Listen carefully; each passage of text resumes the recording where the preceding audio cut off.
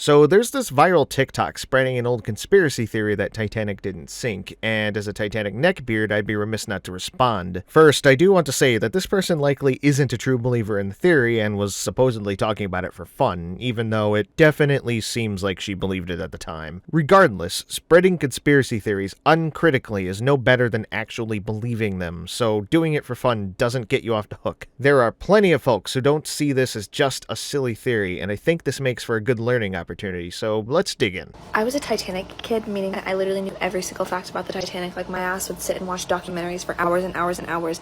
But when I heard this theory, everything, like it made sense. Since we're talking credentials, I've studied Titanic for over 10 years and been interested in it for 25. I work for a project recreating the entire ship, and my work involves modeling literally every piece of steel. This requires insane levels of scrutiny of every shred of Titanic data, so in the process, we've gathered a huge body of knowledge and reference material about every aspect of the ship and her story. So when I hear theories about Titanic, it's pretty easy to tell when they're nonsense. Basically, White Star Line, super important ship company, they built 3 super notable ships. We have the Titanic, the Olympic, and the Britannic. The Britannic was the first to go. It was a warship. Actually, Britannic was the last one to be built and the second one to sink on November 21st, 1916, over 4 years after Titanic. She was intended to be a passenger ship, but was converted to a hospital ship for World War I. And people say it was struck by like a landmine in the water, but no, it wasn't. It was struck by a torpedo by a German U-boat and it sank. No, it was a water mine. It's known and documented that mines were laid in the area that Britannic sank. We know what sub laid them, SMU-73, where it laid them, and when, October 21st, 1916. Pieces of those mines were even found. Meanwhile, there's no evidence at all that it was a torpedoing. In fact, another ship called SS Bertigala sank just 1 week before Britannic, after also striking one of U-73's mines in the Kiev Channel. As you can see, she resembles the Titanic, just like different colors. Well, there were a lot of differences between the two ships. Britannic, as designed, featured a higher double hull and a new lifeboat davit system, but mainly a large number of interior changes, overall a bit fancier. She was meant to be a big improvement over Titanic in style and safety. And yeah, you can see where it was hit. Also, that painting doesn't show the hole caused by the mine. It shows the split created in the hull when she hit bottom and partly broke in two. The mine damage is hidden under the mud on the wreck. And then we have the Olympic and the Titanic. They look identical.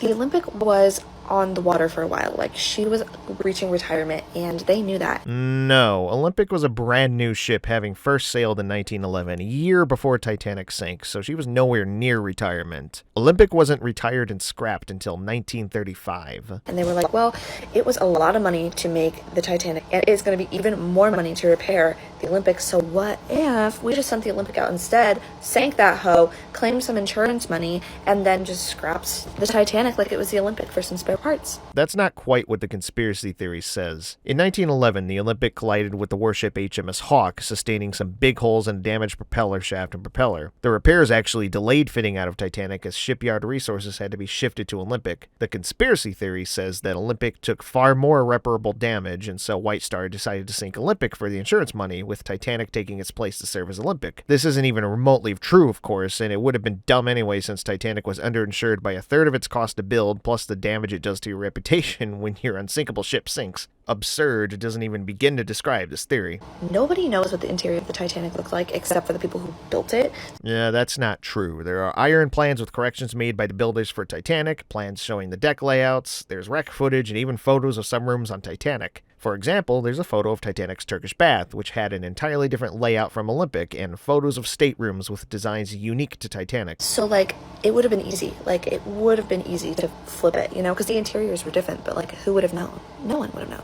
It would not have been easy. The interiors were filled with paneling and even furniture that had yard number markings indicating what ship they were for and where. 401 for Titanic and 400 for Olympic. After Olympic was scrapped, her paneling and furnishings were sold off, and not one single item bearing 401 has ever been found. It all says 400. They would have had to have switched all that stuff across ships, to say nothing of numerous other differences between the ships inside and out that, again, we absolutely know about and have confirmed. It's not just a matter of changing names. Wait, let's go back to this bit that they could have easily been paid paid off. 14,000 workers were involved in building Titanic, often drunk Irishmen. No amount of money would keep all those people silent on something so big. To say nothing of the cost of paying off all those people and the cost of switching the ships, on top of only getting back 2/3 of the cost of Titanic, it'd almost be cheaper to build a 4th ship and sink that. Also, so many important people were supposed to get on the Titanic, but they canceled their tickets mysteriously right before they got on, right before it set off to sea. This isn't unusual nor mysterious, especially when you consider how many notable people were going to be on the ship and that people's plans changed, nor did they cancel right at the last second. Important people was JP Morgan. Yeah, like the banker dude. Yeah. Morgan's reasons for canceling have been debated, but one theory is he stayed in France to oversee some recent art purchases before a new export law went into effect. Another is that he chose to stay due to ill health. And another person was Milton Hershey himself, like Hershey's Kisses. Hershey canceled his trip due to last-minute business matters that came up. Were they told not to? Because they knew it was gonna fucking sink? Of course not. Like, why tell the chocolate man and nobody else? It is worth noting that another conspiracy theory is that Titanic was sunk by Morgan to whack Federal Reserve opponents, namely Astor, Guggenheim, and Strauss. In reality, there's no evidence that any of these people opposed the Reserve, and Strauss apparently spoke favorably about it. Anyways, the icing on the goddamn cake was that the Titanic was built, notably, the way you could tell the difference between the two of them was that the Titanic had 14 portholes on the side of it. Cute. And the Olympic had 16. Well, magically, by the grace of God, by the grace of Jesus, the Titanic had 16 portholes on the side of it the day that it left. Did they just tack 2 more on for funsies, for shits and gigs? Just bye. No, they did not. They did. They just cut holes in the steel plates and installed porthole fittings. Easy. When Titanic was launched, she had 14 portholes on her port side under the forecastle deck. During the fitting out process, they cut 2 additional portholes in the crew galley for extra light and ventilation. And so by the time Titanic sailed, there were 16 portholes. And Olympic didn't have 16 portholes either early on. She also had 14. The change wasn't done until well after her early voyages. This isn't icing, it's just ignorance. There was the RMS Californian, and then there was the Carpathia. The Californian was only an hour away. Like, it would have taken them an hour to get to where the Titanic was to rescue every single person on that ship before it sank. But it didn't go.